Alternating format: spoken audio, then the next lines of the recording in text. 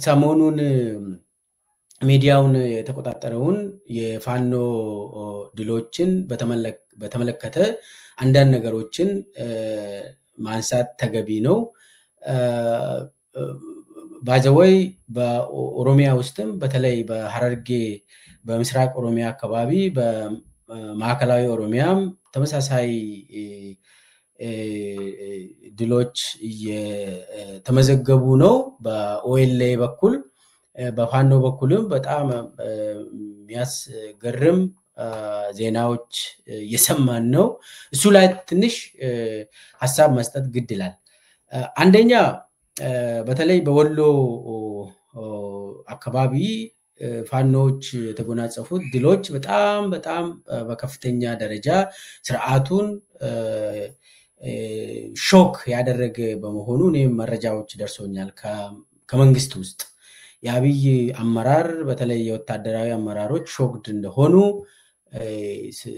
ተገንዝቤያለሁ። ይሄ ነገር ምንድነው የሚያመለክተው የሚለው ላይ አንዳንድ ነገሮችን የሆነ ሐሳብ መስጠት ተገቢ ስለሆነ ነው። አንደኛ የአብይ አህመድ ወታደሮች ለማፊያ ቡድን በተለይ በከላይ ያሉ የማፊያ ቡድን የተወሰኑ ሰዎች ናቸው። አብይ አህመድና ከሱ ጋር የሱ ግብረ አባሮች ቡድን ገዢ ቡድን ሆኖ ህዝብን የሚጨፈጭፉ ሰዎች ገዢ ትንሽ ናቸው። እነኚህ ሰዎች በእነኚህ ተመርተው መከላከያ ሰራዊት በየቦታው እየተማረከ እየተሸነፈ ነው። በአማራ ክልል በኦሮሚያ ክልል ያው በትግራይ ክልል የምናውቀው ታሪክ ስለሆነ እሱን አንደግምም። አሁን ደግሞ ዳግም በአማራ ክልልና በኦሮሚያ ክልል እየተደገመ ነው ይሄ ነገር። ለምንድነው ይሄ የሚሆነው? አንደኛ አብይ አህመድ ምንም ዓላማ የሌለው ለስልጣኑ ብለው ነው ይሄንን ውጊያ ይሄንን ጦር የሚያካሂደው። በአማራ ክልል ላይም በኦሮሚያ ክልል ላይም እየተካሄደ ያለው ጦርነት ተገቢ አልነበረም፣ ተገቢም አይደለም። መከላከያ ሰራዊት ህዝብን መጨፍጨፍ አልነበረበትም። የአብይ ተላላኪ ሆኖ የአብይን ትዕዛዝ ተቀብለው ህዝብን መጨፍጨፍ በድሮን መግደል ተገቢ አልነበረም ሲጀመር። መከላከያ እምቢ ማለት ነበረበት። መከላከያ የፖለቲካ መሳሪያ መሆን አልነበረበትም ሲጀመር። መከላከያ የኢትዮጵያ ህዝብ መሆን ነበረበት። ያ አልሆነም። በአብይ ዘመን መቼም አይሆንም። ስለዚህ አሁን እየሆነ ያለው ጥቂት አብይ ጋር ያሉ ማፊያ ቡድን አንደኛ ወጣቶችን በግዳጅ ነው የሚመለምሉት። ከመለመሉ በኋላም ተገቢውን ስልጠና አይሰጡትም። ከዛ በኋላም ሲያሰማሩ በተሳሳተና ምንም አቅም በሌላቸው ዝም ብሎ አብይ ጀነራል ብሎ የሚሾማቸው ሰዎች ነው የሚመሩት። በዛ ደረጃ ይሰማራሉ፣ ይማረካሉ፣ ይሞታሉ። ስለዚህ በየቦታ ደግሞ ሲሄዱ ማህበረሰቡን ይጨፈጭፋሉ። ይሄ በጣም አደገኛ አካሄድ ነው። እነኚህ ልጆች የመከላከያ ሰራዊት አባላት በግድ ነው እንግዲህ በግድ ታፍኖ ስልጠና የተወሰነ ቸብቸብ ነገር ለብ ነገር ወስደው ነው የሚሰማሩት። ከዛ በኋላ መማረካቸው አይቀርም፣ መሸነፋቸው አይቀርም።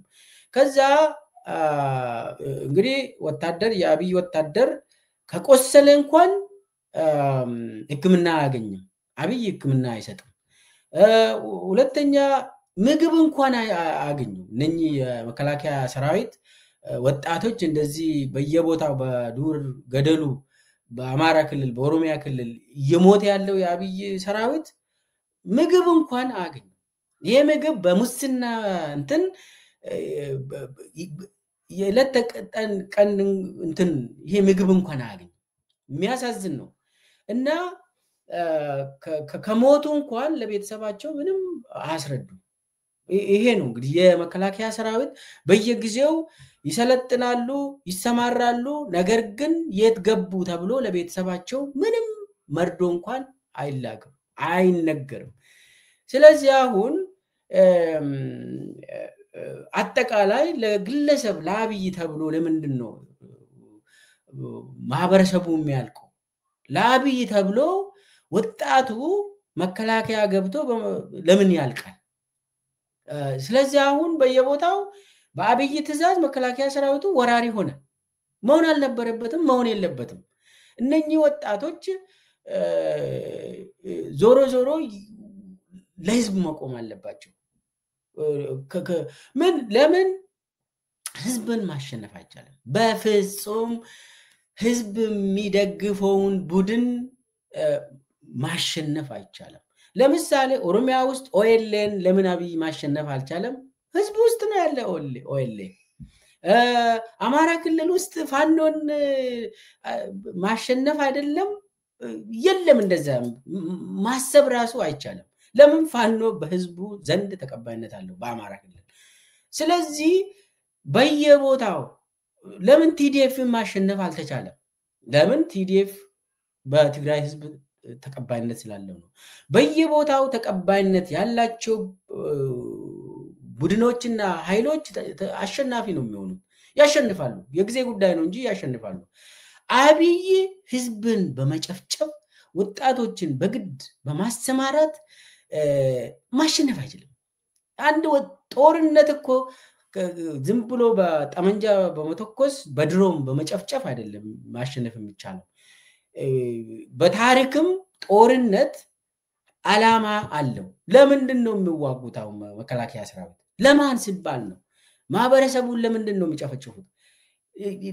የምን ዳር ድንበር ነው እየጠበቁ ያሉት? ስለዚህ አሁን መከላከያ ሰራዊት በየቀበሌው የሄደ ሰውን መግደል አልነበረበትም። አያሸንፍም ህዝብን። ኦሮሚያ ውስጥም አያሸንፍም፣ አማራ ክልል ውስጥም መከላከያ ሰራዊት በፍጹም አያሸንፍም። ይሸነፋል፣ የግድ ነው ይሸነፋል፣ ይታወቃል። ይሄ እኮ የሚታወቅ ነው። መከላከያ አመራሩ ራሱ ያውቃል። ይሄን ህዝብን ማሸነፍ እንደማይቻል ጠንቅቆ ያውቃሉ። ስለዚህ በየቦታው በአብይ ታዘው በትዕዛዝ በግድ ግዳጅ ተቀብሎ በየክልሉ የተሰማሩ የመከላከያ ሰራዊት አባላት ወደ ህዝቡ መቀላቀል አለባቸው፣ ከህዝብ ጋር መቆም አለባቸው። ይሄ ነው በቃ፣ ምንም ማይቀር ነገር ነው። ወይ ትማረካለህ ወይ ደግሞ በሰላም በጀግንነት ከወንድሞች ጋር ተቀላቅለ ለህዝብ ትቆማለህ። ከህዝብ ጋር መሞትም ከመጣ ከህዝብ ጋር ነው የምትሞተው። ዛሬ ህዝብን እየጨፈጨፍክ ነገ ትጠየቃለህ። ነገ መጠየቅ ይመጣል፣ ትማረካለህ። አብይ ይጠፋል፣ እሱ እንትኑን ጠብቆ ይጠፋል። ቀሪው ግን ከህዝብ ጋር የሚኖረው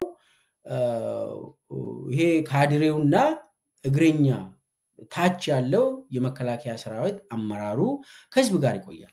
ስለዚህ መከላከያ ሰራዊት ዛሬ ተንቆ በየቦታው የሚሰደብ በአብይ ይሰደባል፣ በህዝብ እንግዲህ ከህዝብ ጋር አጣልቷል አብይ እና መከላከያ ሰራዊት ዛሬ የህዝብ ጠላት እንዲሆን አድርጓል አብይ። ነገ ዕጣ ፈንታ ምንድነው? መከላከያ ሰራዊት ምንድነው? ማሰብ አሁን ነው፣ ካሁን ሆኖ ማሰብ ነው።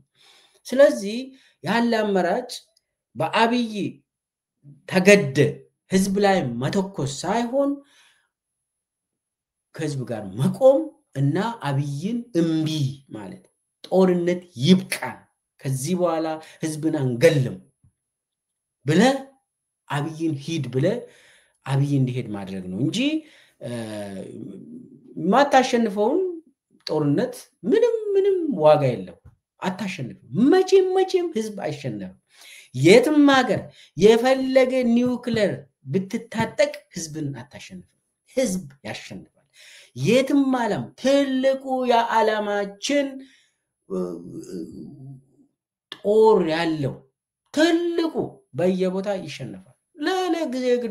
ጊዜ ጉዳይ ነው እንጂ ህዝብ ያሸንፋል። ምንም ህዝብ ተሸንፎ የቆየበት ምድር የለም። ይሄ የታወቀ ነው። መከላከያ ሰራዊትም ያውቃል። ስለዚህ እኔ ያለኝ አቋም ለምሳሌ አሁን ምስራቅ ኦሮሚያ አካባቢ ሐረርጌ ውስጥ ዛሬ በአሁኑ ሰዓት ከድሬዳዋ ጀምሮ እስከ ጭሮ አካባቢ የነበረው በጣም ከፍተኛ የመከላከያ ሰራዊት እንደተማረከና ብዙ ኦኤልኤ ድል እንዳገኘ ሰማን። ይሄውን ምንድነው በየቦታ ከወሎ ምን ሰማ ይሄ ነው፣ ከጎጃም ምን ሰማ ይሄ ነው፣ ከሸዋ ምን ሰማ ይሄ ነው፣ ከወለጋ ምን ሰማ ይሄ ነው፣ ከጎንደር የምትሰማ ይሄ ነው። ምንድነው ይሄ ምንድነው የሚያሳየው? የአብይ ሰራዊት አሁን ሞራል የላቸውም፣ አይኖራቸውም ሲጀመር። ለምን ዓላማ ያለው ጦርነት አይደለም የሚያካሂዱት። የህዝብ ልጆች ግን ዓላማ አላቸው። የህዝብን መብት ለማስከበር ስለሚታገሉ እነሱ ያሸንፋሉ። ጦር በዓላማ ነው የሚታሸንፈው። ዓላማ የሌለው የአምባገነን ጦር ይሸነፋል መቼም። ስለዚህ ጊዜው አሁን ነው ከህዝብ ጋር መቆም የሚል መልእክት አለኝ።